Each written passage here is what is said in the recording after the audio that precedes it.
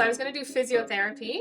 And in the meantime, I started working totally randomly at this tax office and ended up staying there for 7 years. I'd seen some other women post videos on there sharing like business tips. And I was like, oh, well, I can do that with tax. Hey, welcome to Behind the Frames. Today we're joined by Laura Wilson.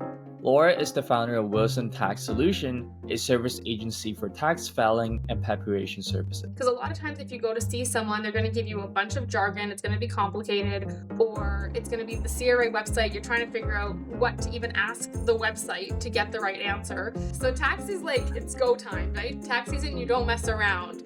Because you also only have 3 months to make your money for the whole year. Or I also do TikTok lives, right? So I go live on TikTok during tax season 3 times a week, and I answer people's questions for free for 2 hours each time. And in this episode, we talked about her journey marketing her business via TikTok, how she was able to engage her audience during tax season on TikTok live, and her strategy to own her audience off the platform via email list.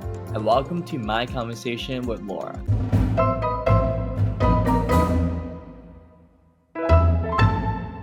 So to get started, I wanted to talk a little bit about before you started creating content when you work as an accountant. Back in university, like what kind of person you are and why did you choose accounting in the first place? So I actually didn't go to school for accounting. Like I don't have a degree or a designation in accounting. I would be what you would call like a tax preparer or a tax professional. I actually went to school for kinesiology. So I was going to do physiotherapy. And in the meantime, I started working totally randomly at this tax office and ended up staying there for 7 years and then working my way up. And that was kind of my start in tax. So very different. Ended up leaving university, didn't finish my degree, but that's how I started in tax. What got you into the tax preparer job? It was so random. So I had gone and worked a summer job. I had to do my taxes. So my mom and I went in to get our taxes done at a tax office. And when I'd never like had my taxes done before. So when she was explaining everything to me, I probably took like an hour, maybe an hour and a half asking her questions of like, what is this? Like, what does this mean? Why is this percentage? Like, how do you get this number? And I just wanted to know how it worked. And then my mom did her taxes. I actually fell asleep on this woman's desk. And then at the end, she offered me a job. And so I started actually as a receptionist and I learned basic tax at that office.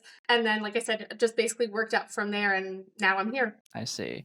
Yeah. And you like working with taxes and preparing numbers for like families and individuals so much that you decide to leave university or like leave your program studying kinesiology. Like, what has been some of your favorite parts? Working with other entrepreneurs, especially other female entrepreneurs. My favorite type of tax return, I know that sounds really nerdy, but my favorite type of tax return are sole proprietorships or like unincorporated businesses because there's so many things that we can do with the return. And there's so many things that you should know, but no one's ever taught people that have businesses. And so they're kind of going in blind, doing the best that they can. So a lot of what I do and what I really, really love is teaching people about tax and educating them about that.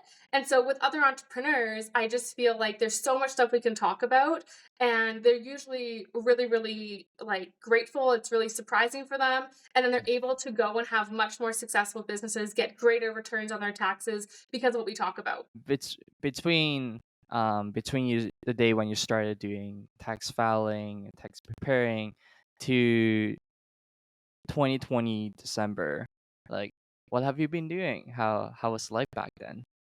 It was very different. I actually didn't even really realize I liked doing taxes until like year 7.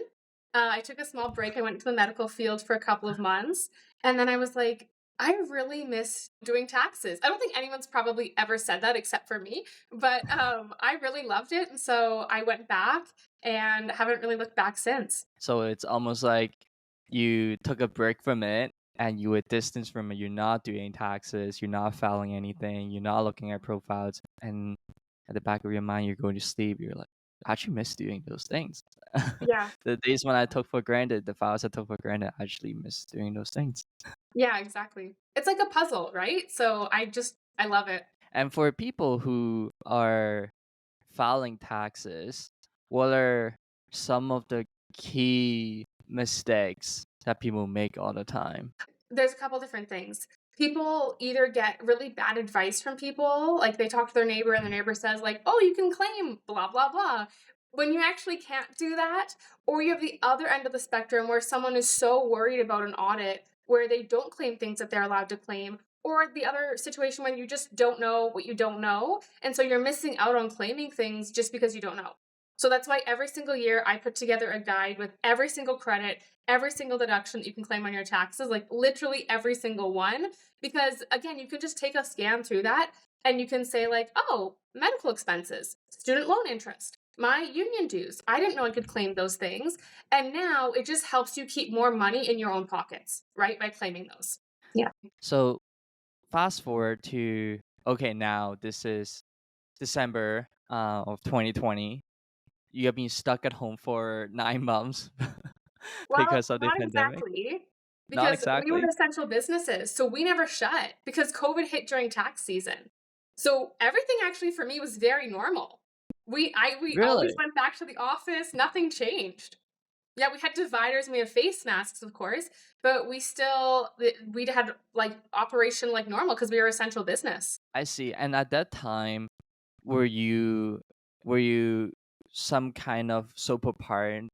Are you working for yourself or are you working for someone before you started making content? No, I was working for an office at the time, I was managing it, and then it was a friend of mine that kinda said, "You could do this yourself." And I was like, "No, no, I can't, I don't know, I've managed a couple offices at this point, but I was like, I really don't know." And then they were like, "No, you definitely could," and really kind of pushed me, and I think that was the push that I needed. I see. If I think about like the business model for accounting services, I know now, like if you think about like Laura Wilson Tax Solutions, on the top of the funnel you have like your audience on TikTok, or other like channels that you use to promote your channel, your tax solutions. But let's say before you're working for someone and you're working at the office, like are those clients primarily driven by like the partners or the founders like going out and like hunting for clients? Like how does that model work? Like where do you find these people? It was a lot of, like, flyers, probably business I don't know, I never really did the marketing for them. So I really don't know. I think it was just well-established offices that had been in the community for a long time. You know, they had a really well-established client base already, but I'm not too sure what they were doing because yeah, social media wasn't part of their marketing strategy at all. And when you said that your friend convinced you to take the leap and start a business, what kind of conversation were you having under during the pandemic as well? They were really entrepreneurial and they were just finishing up school and they were like, "I think I'm gonna do this." You know how entrepreneurs are, right? They always have 1,000 ideas. And they were like, "You've been doing tax now for I think it was 9 or 10 years at that point. Like you can really do it yourself." And that's when we started kind of talking more about it. And I started to really once we had several conversations and they kept pushing, like, "You can do it, you can do it." Then I started looking into it. So So in the first, let's say 30 to 60 days, you went from working in the office 5 days a week to just at home grinding, like looking for clients, doing the tax. How was that? How was that experience like at the beginning? It didn't really work exactly like that either. So when I started with TikTok to market everything, it wasn't necessarily even started to market. I just started it to share my information. So I had seen some other women post videos on there sharing like business tips, and I was like, "Oh, well, I can do that with tax. I think that'll be helpful for people." And so it was Mm, more like that. And then it was people reaching out to me to say like, "Hey, can you help me? Hey, can you do this?" And at first, I was like, "No, no, no, I can't." And then when I ended up leaving the office, that's when I transitioned to picking up my own clients. But I had already had like somewhat of a base already on social media, which was really, really lucky. I see. So you started with an audience, like you started your TikTok, and then you have slowly built an audience. People are starting to sending you DMs, and that's when you started your own business, not the other way around. Yeah, exactly. It kind of was a weird transition. Like looking back, like that few months or that few weeks of making TikToks is almost like a, they call it like a experiment, like a proof of concept to see like, okay, if I ever started business, would that work? And it seems like you're getting engagement, you're getting a bit of a following, and that proves that okay, like now I feel a little bit more comfortable leaving my job and do this full time. Yeah, Is exactly. that the thinking? Yeah. And at the beginning, like let's say the first like month, 2 months or so, like how was life? Like I could imagine that would be really difficult. You starting from scratch. Um, it actually wasn't. Like, I've been very, very blessed with my business that nothing has ever felt very difficult. Like, I genuinely love talking with people, like, I love talking and first. I love teaching people about tax, I love doing taxes, talking about it, so it's always been great. I really like recording videos. I don't know that I've worked really hard, I mean, definitely, there was a lot of hard work involved, but the other thing I always think is, like, if a 13-year-old boy can do it, certainly I can do it, right? Like, if a 13-year-old boy can build a website, certainly I can figure out how to do it, right? If a 13-year-old boy can have 4 million followers on TikTok, like, certainly I can figure out how to make a TikTok video. So I think that mindset also really helped me to just be like, well, I'll figure it out. So you never had like a phase or moments where you just felt like I can't do this. You always tie back to the 13-year-old boy. If he can do it, so Yeah. could I. Yeah, I think it's delusion, you know? I'm like, oh, it can't be that hard. Come on.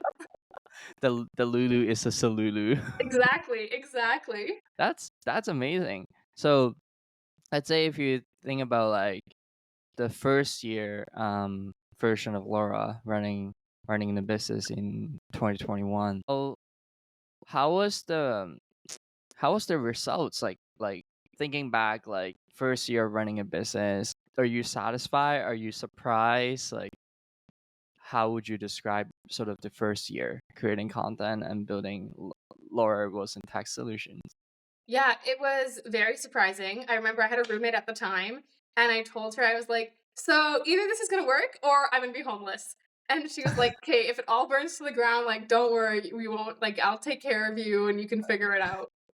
So that was kind of good, but it was very surprising because I had a profit my very first year, right? So that was great. I was like, "Well, this is perfect. Excellent. What more can I ask for?" Right? So yeah, it was very surprising. I was definitely, like, figuring things out as I went along, so it was kind of like duct taping the plane together, like, as it's flying. So when I think back to the systems, I didn't really have systems in place back then to how I run my company now, it's so different. But because it was so much smaller, it still worked, right? And then as it's grown, I've had to be like, "Okay, well, we can't book through Gmail one-on-one appointments anymore, like, we need a booking calendar, Laura." Right? So then I can be able to build on that. When you talk about like systems, that's definitely necessary for any kind of business that is looking to grow over time, right? I think there are two kind of systems. Like one lies within the content, and one lies within like the actual like tax services, right? Mhm. So maybe we can talk about like the content, right? How did you think about what kind of content you want to put out? Yeah, I mean, the very first video that I saw was actually on YouTube. It was a compilation, and it was a girl who was doing small business tips. And she was just dancing and pointing to text on the screen. And I thought, like, oh, I can do that with tax tips, right? So that's really what I did. I am not like naturally very coordinated. I'm not a dancer. Like, I'm a tax girly through and through. But I just, yeah, figured it out. And I had the mindset of, remember, like, 2008 YouTube, where it was, like, super when you look at it now, it's very cringy? I was like, when I look back at my videos in a year, 2 years, 5 years, I'm going to look back and be like, "That is so horrible," but I have to go through the cringy phase to get to content that I actually like, that's gonna actually be good, right? So figuring out lighting, figuring out even where to put text on the screen, right? Yep. How long I need to be putting things up there. So it was more of like, you just need to start and be okay that it's going to be disgusting at the beginning.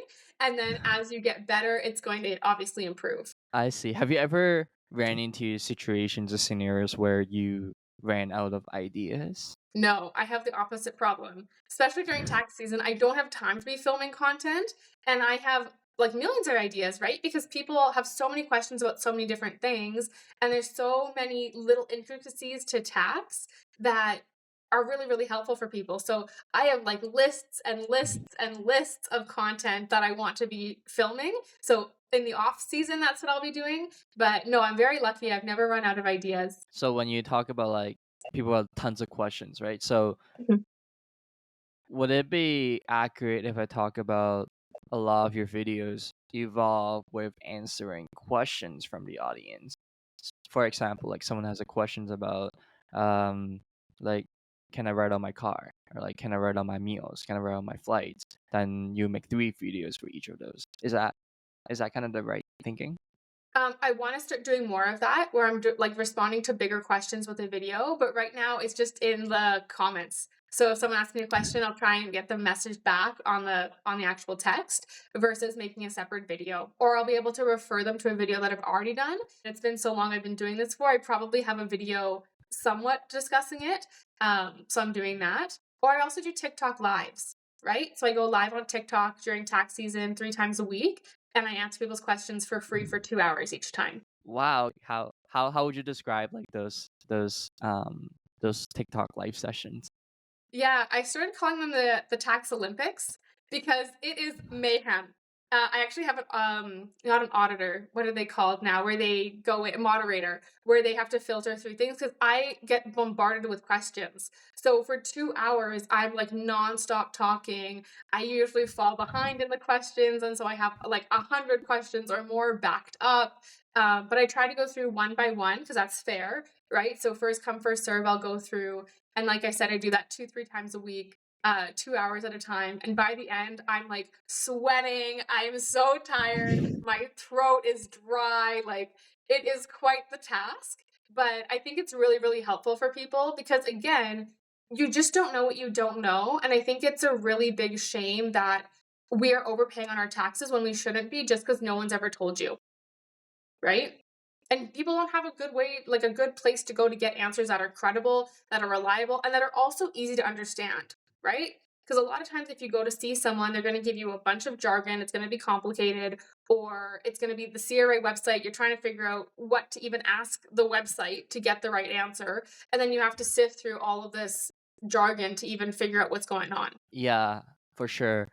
And when people have questions, the first thing they would do is they would Google it, type the question, or now they might even chat GPT it or something, and they're trying to find content online, and it's just very broad. Like you mentioned, there are a lot of jargons. It's not intuitive. Yeah, I think it's an amazing idea, and I think there's another dimension. Was is like when I personally do it, I see a lot of like uh, US content. So, Yes. for example, there's that like geographical complex where a lot of the advice from like let's say personal finance creators in the US, it's not really applicable to us in Canada. It's like we have TFSAs and RSPs, and they have the 401k, and it's different.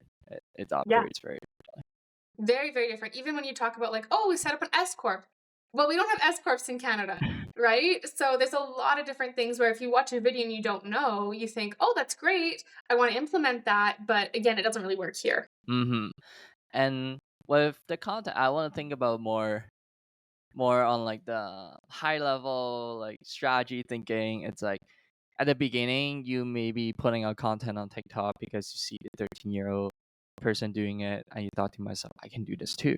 I can make this audience. I can make this content. And as time goes on, you think about like, oh, what the audience really needs, and you started doing these TikTok live. Um, I think my question is like, how do you think about between platforms, right? So we have like TikTok, Instagram, YouTube. You can also have LinkedIn. And if you're trying to like build your own kind of community, there's like Discord, newsletters, and everything. Like, how do you think about which platform is worth spending time on? Yeah, for sure. So I'm converting in the process of the off season now. I'm going to be converting all of my like applicable videos to YouTube Shorts and also onto Pinterest. Right? There's so many platforms that if I was going to make videos and content for every single one, you're just too thin, right? You're just spread way too thin, especially for me, I'm one person. So I just focus really on where my community is, where they come and see me, where they interact with me the most, and then anything else that I get is a bonus. And then once a week, I also post a blog post. So I have a new article out every week. So my email list has something new. It's more an in depth, like explanation of something versus a short TikTok video. I see. So if I put it into, I call it like a creator stack. It's like at the very bottom, you have the tax services that you're providing to people, mostly like sole proprietary, sole proprietorship, and a wide range of services from like family to real estate to foreign income and everything Yeah. else. And at the very top, you have the TikTok, with the largest audience that you have on the platform, and in the middle, you have the newsletter that you were talking about to regularly engage the managed K. Yeah, it kinda everything honestly filters through from TikTok. So if people ask me now it's a bit different, I get a lot of referrals, which is great, but initially, all of my business was straight from TikTok. So if it wasn't for TikTok, like, I would not have a business, or I wouldn't be running my business the same way for sure. Absolutely.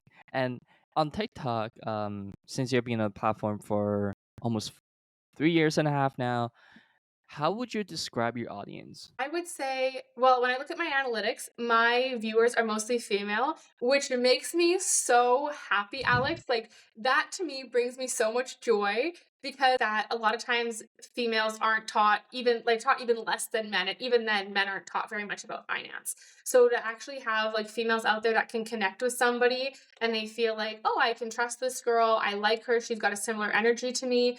Um, that's what I love so much. So I say that my primary viewership is definitely female, and then of course Canadians, right? And I have some Americans because I have a lot of dual citizen clients that have to do cross border returns.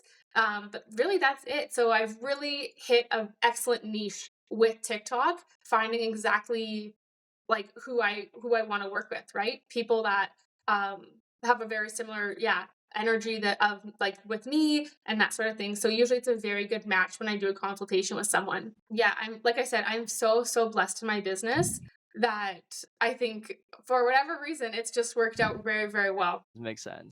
And now I wanted to talk about like, now we have gone through like the content system, and there's like the other part, which is like the business systems.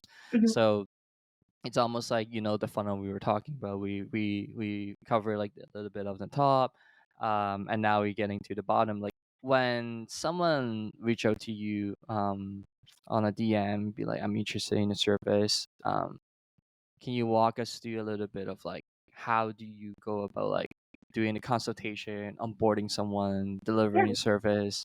Like how does that look like on your end? Yeah, for sure. So with my website, it's linked in my bio. Everything is linked in my bio. So if you want the blog, if you want the freebie, if you want, I have a really good ebook for sole proprietors, if you want that, everything is in there. And so on a live, I'll just direct people right to the blog if, or sorry, right to the link in my bio if they're looking for whatever. If someone wants to book a consultation with me and they DM me, I'll just DM them back and I'll say like, hey, it's so great to connect with you, or like, thanks for reaching out. I would love to help you. I'd be happy to help you with that, and then I'll direct them over to the link in my bio to book, and I'll let them know what to book for. Or I'll also put the ULR link over to my website with the booking page as well. So if they whatever works best for them, if they want to just click the link in my bio, or if they want to click it right in that DM message, either works. I see. And let's say after they book a consultation, and that would kind of move back to the very traditional like tax services. You would kind of do this consultation almost like a diagnostic, and then see what they need, file the taxes, confirm the documents, collect documents, and then send the files. Like is that on a high level like 90% of what it is about?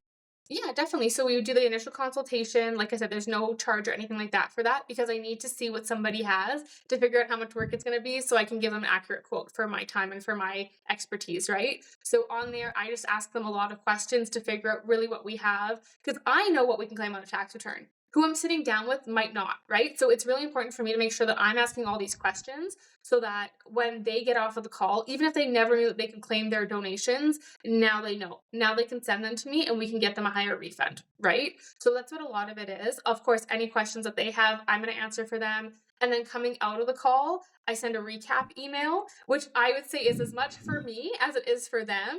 Because with having so many clients, if I don't get that onto paper right away, like I have an intake form, obviously, but if I don't send that into an email with more details, it could potentially like leave my brain if they don't come talk to me for another 3 weeks, right? If they get busy. So I send that out to them. They send me everything back that I need because I'll send them a very detailed list of what I would need. They'll send that back to me. And then I do the taxes. Once they're finished, I'll send them another breakdown email of everything. I send them over the summary. We go through any questions that they have, and then they sign it off. They pay me, and I file it. That's another thing that I found really interesting. It's when you make content, the content lives on the internet almost forever. But when you are doing these tax solutions, you're managing different accounts and like managing three accounts. It's a multiplier of how much effort you need to manage one account. So I'm curious on a high level, like how I don't know if you're comfortable sharing this. How many accounts are you currently managing, and what proportions of that are from TikTok? I filed over 500 tax returns this tax season. Just me, one person. So it's busy. It's definitely busy. But yeah, most of that I would say, I haven't looked at the numbers yet, but I would say the majority of that is from TikTok. And then the other majority of that is now referrals. So I have quite a few clients I've been helping for a couple of years now. And someone says, it comes up in conversation, hey, I need to get my taxes done. Do you know anybody? And someone's like, oh my gosh, I know this girl. Or I help a lot of expats, like a lot of people that have immigrated from the UK, because I worked with a couple of them and they're really, really big into like Facebook Messenger boards. So my name gets shared around there. Or I do a lot of Quebec returns now because in Quebec it's sometimes very challenging to find like an English speaking tax preparer.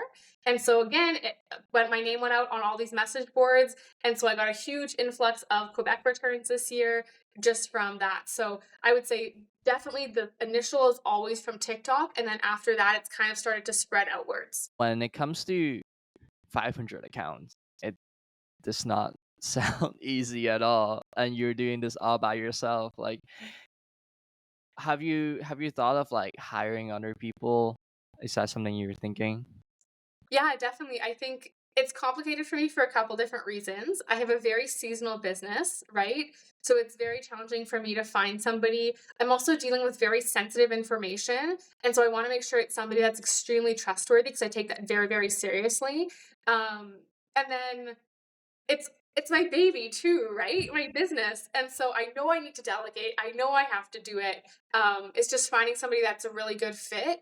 And then it's also very challenging because I work a lot of times with very complex situations, right? So if someone's DMing me asking me a question about something, or they're getting a comment on one of my videos asking a question about a tax situation, an assistant can't, they probably aren't equipped to handle that, right? So they can help with booking things. They might be able to respond to some basic comments, but anything more complex, like that's not reasonable for me to ask somebody to do that, right? So that's the only thing that's a bit tricky right now is figuring out where I'm going to find this person who's going to be okay working 3 months of the year.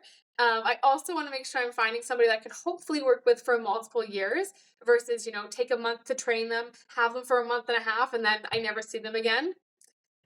So there's a couple different complexities with that, but definitely that's going to have to be the next step because it's just too big now for me to do by myself. I think people classify like content creator entrepreneurs as two types of people. Like there are people who are more like creative artist style, and there are people who are more like business operators slash entrepreneur style. And it seems like you're someone who's more into like running businesses, like doing a lot of these taxes and dealing with these complex situations, while just like using content as like a lever, using that as a means to get to what you want. Is that, Yeah. would you say that's accurate? Yeah, I'm always so jealous of people. Like, I think I can make pretty good video concepts, but they're still very like that. They're not like I watch some content creators and they're working with brands, and I'm like, how did you even think of doing a video? Like, I love the video, but how did that even enter your mind to do a video like that? Right. So sometimes I'm a bit jealous and I'm like, oh, but I'm like, what? I find what works for me. I'm able to really help people, which is one of my biggest goals with TikTok. Because there's no way I could do 70,000 tax returns. Like, that's crazy. But I can definitely help 70,000 people, right? So I just try to remember, stay in your lane, just keep doing what you're doing. So Let's say hypothetically there's a world where you have an extra 24 hours in a day. How would you spend that? during tax season, mm, throughout the year. So it could be tax season, it could be off season as well. Well, if it was tax season, I would just do double the calls. So I do like three days of work days is what I call them. So I do my first work day, which is all my calls. I do probably 10 to 14 calls a day, 6 days a week. And then sometimes I take Tuesdays off though. And then after that, I do all my emails, which takes about 2 hours to just send emails to the clients I did the calls with. And then I have my third work day, which is all the actual tax work that I have to do. So if I had an extra 24 hours, I'm like, I could double the clients. I could, I could actually have somewhat of a life. So that's what it would look like. But then for the rest of the year, I'm very lucky because tax is so seasonal that I'm able to like go and travel. I'm able to spend a lot more time with my family and I work maybe 5 hours a week. So huge difference between 18, 20-hour days during tax season to 5 hours in a whole week. Wow, Yeah. that difference is dramatic.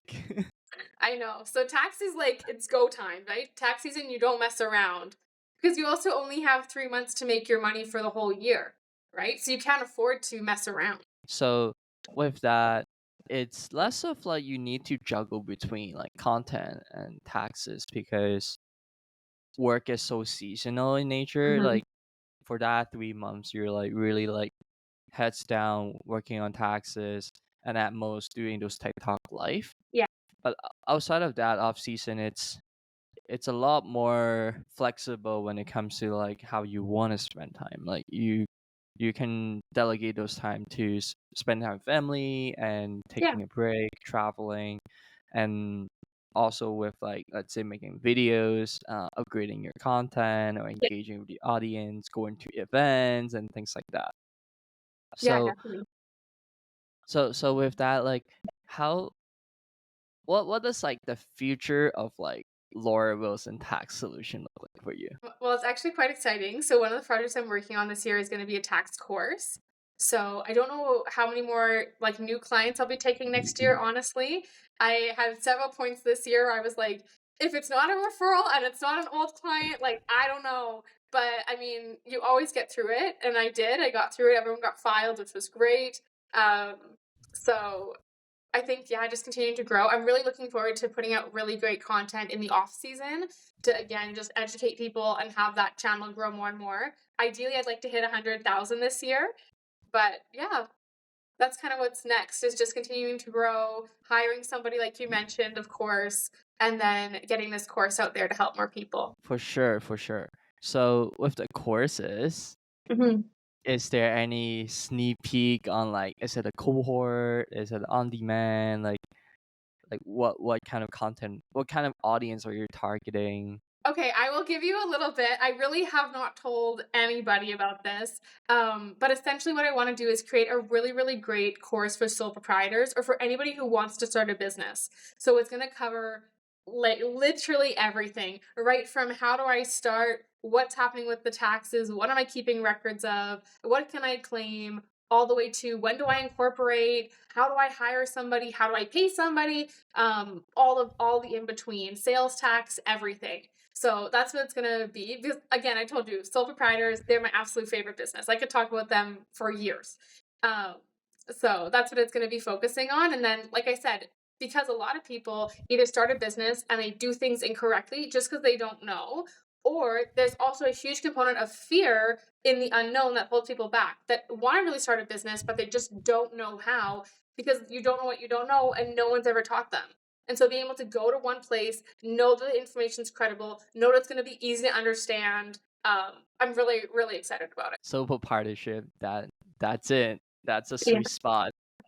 Yeah, I told you, they're my favorite. I can't lie. They're my favorite. I'll do any tax, okay? But they're my favorite. That's awesome. That's Yeah. how you know when I think there's a saying where um if you enjoy what you do or like if you enjoy the work that you're doing, that you never have to like work a day in your life. I think that's why it seems like everything has been so easy. Because when you think about it, like, yes, it's crazy when you work 18-hour days, 7 days a week for 3 months straight. But because it's like, well, I do all my meetings, so I get to talk to everybody, which I love. Then I get to do email recaps. I don't really love those, gonna be honest. But then I do the tax work, and I really enjoy that too, right? So I can kind of find a good part of it throughout whatever I'm doing. And I am curious now looking back. It's been like what 12 years, closing at 13 years in accounting. And been running on TikTok for 3.5, close to 4 years.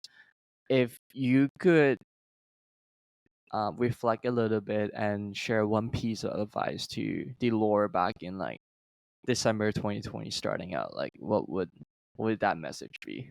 I would just say, wouldn't change anything. I wouldn't change anything, Alex. I have loved the journey so far. I don't feel like I've made any major mistakes, which, like, knock on wood, thankfully. But I loved it. The only thing I would say is maybe be more patient because for me, like, again, it's the delusion where, like, I started posting on TikTok for maybe like a month and I was like, how have I not hit 300,000 yet? Like, what is going on? What's the problem here? So I think I would just tell her, like, girl, chill. It's gonna be okay. It's gonna come. Which actually has been a huge blessing because if I had 300,000 followers, especially starting out, I wouldn't have been able to handle that business. Like it would have been way too much too fast. So I think everything has worked out very, very well. But yeah, I definitely remember that being like, why is it just taking so long? Why is it only 2,000? What's wrong with this? I see, I see. And with that, I think it's a good time to wrap it up with the headlines. So I think TikTok was Mhm. undergoing a lot of scrutinies.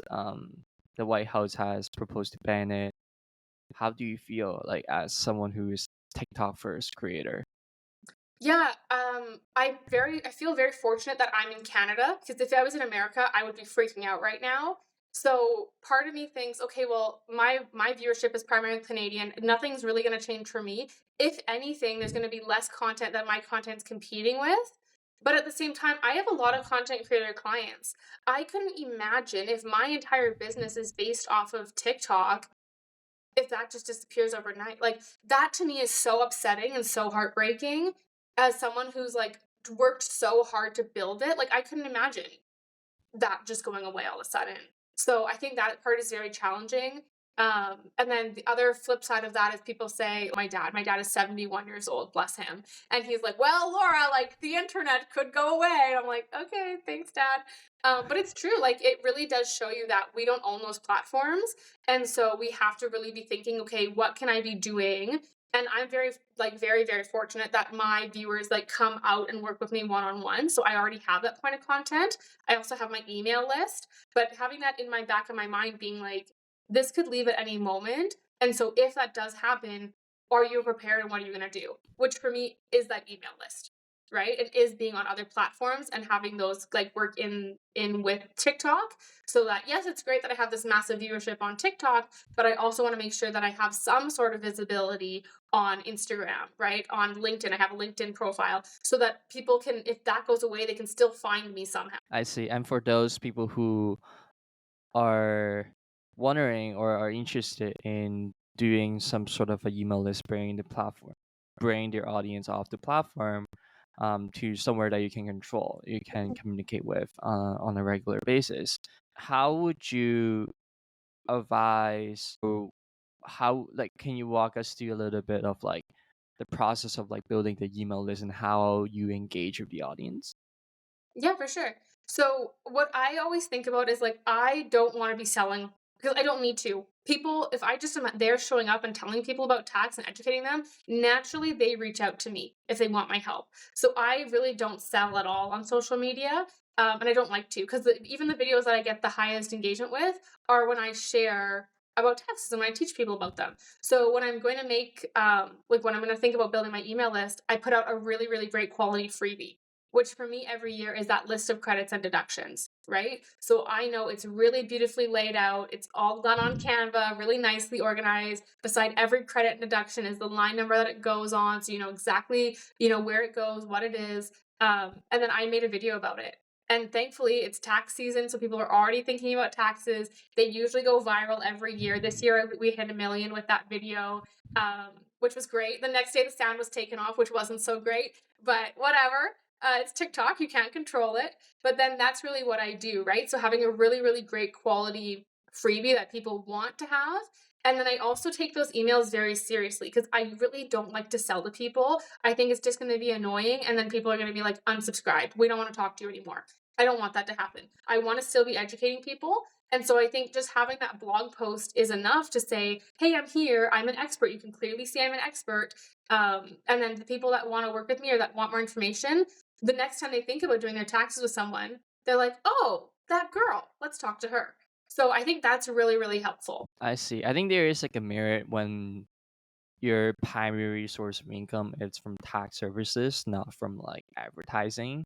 So with that, like you don't have to like up your frequency sending like twice a week or even 3 times a week. Sometimes I've seen those newsletters and it gets very annoying, right? So with your approach, you're really focused on they call it like low touch, high value types of Yes. newsletters where like you probably see my email like I don't know, like 5, 6 times a year. But every time you see it, it's like preparing you for tax season. It's like not any kind of like selling. It's more like just like educating. Like here are the credits. Need to look up for here are the key dates. Mhm. If you are these type of persons, like here's something that you should specifically watch out for. Like things like these, right? Yeah, definitely, right? I always going to be like, how can I add value to people? How can I add value? What's going to be valuable? What do people actually want to know? What are they going to open and read?